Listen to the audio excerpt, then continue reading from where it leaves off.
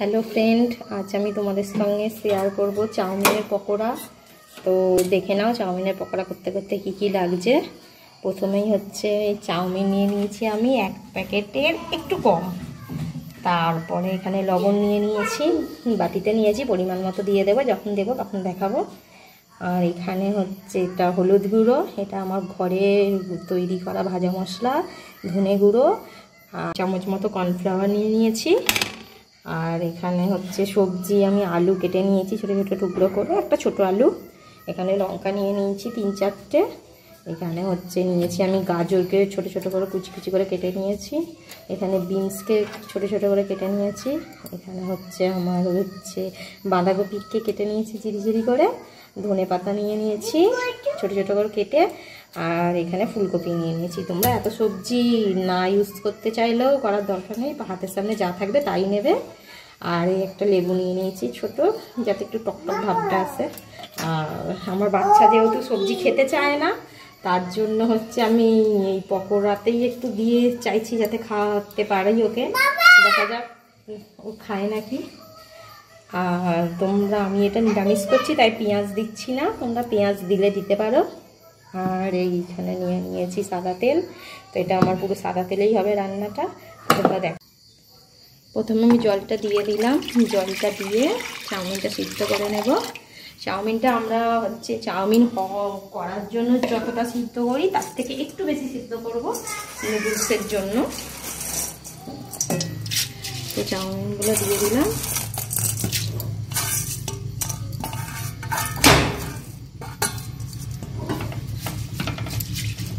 এবারে লবণ দিয়ে দিলাম।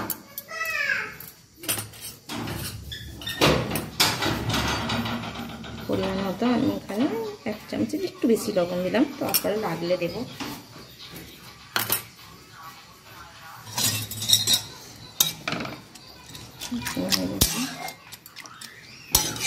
এরকম ফুটুক, তারপরে নামাবো।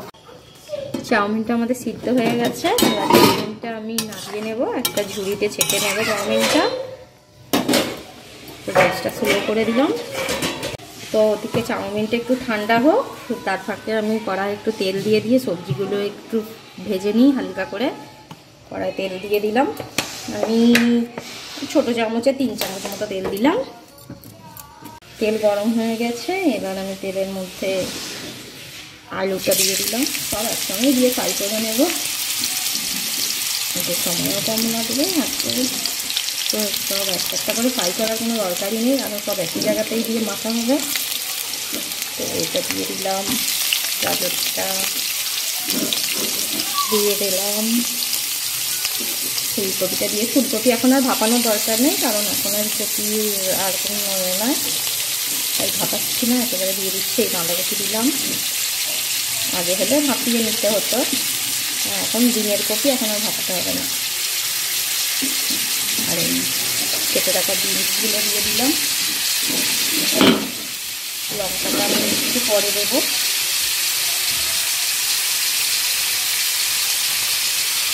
লবণ দিয়ে দিলাম যাতে এটা সিদ্ধ হয়ে যায়। আর এই অল্প ছোটো চামচের 1 চামচ মতো হলুদ দিয়ে দিলাম।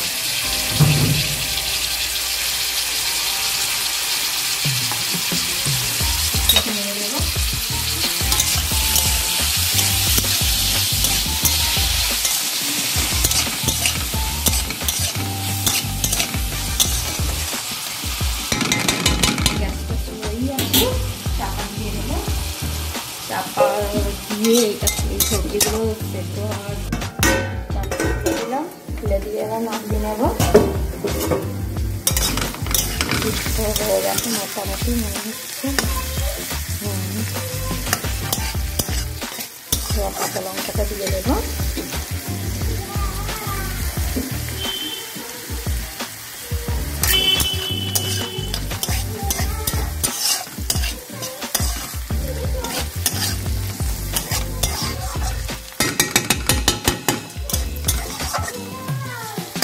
এবার এটা বন্ধ করে দিই, দিয়ে এবার আমি নুডলসটা মাখবো চাউমিনটা।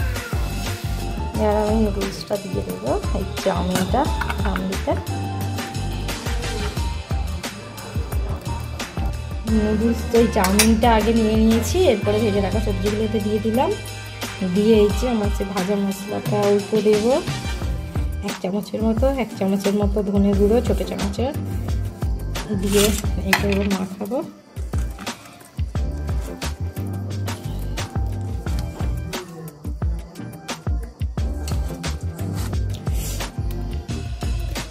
তেলটা দিয়ে দিলাম।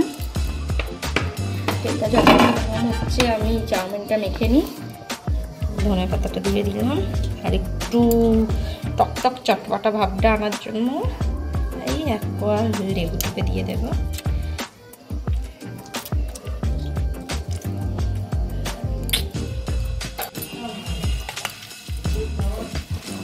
এটা আমি মেখে নিচ্ছি।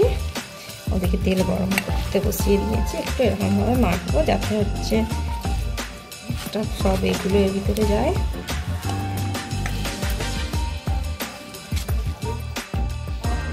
দেড় চামচের মতো কর্নফ্লাওয়ার দিয়ে দিচ্ছি।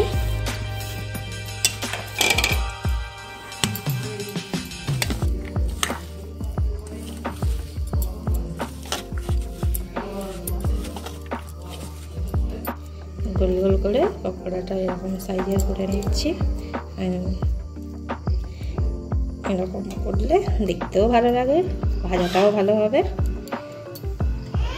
তো এরকমভাবে আমি সবগুলো করে নিই, তারপরে ভাজার সময় দেখাচ্ছি।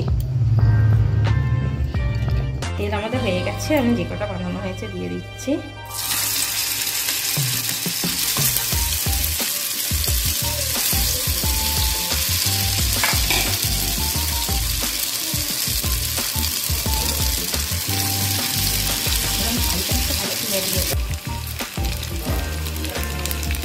এবার এইগুলো এক পিসটা উল্টে দিচ্ছি।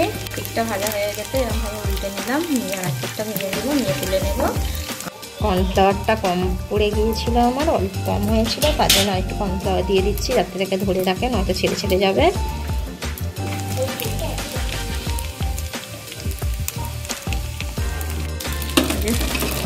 তুলে নিলাম।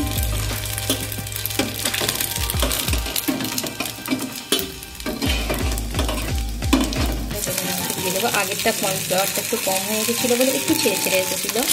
তো তাহলে হাফ প্যাকেট চাউমিনে তোমার 2-2.5 চামচ মতো কর্নফ্লাওয়ার দিতে হবে, তবেই হচ্ছে এটা থাকবে। আর যেহেতু আমার সবজি আছে তার জন্য ছেড়ে ছেড়ে যাচ্ছিলো, তো কর্নফ্লাওয়ারটা দিতে এগুলো সব মিশে আছে, একসময় টাইট হয়ে আছে, তো অসুবিধা নেই।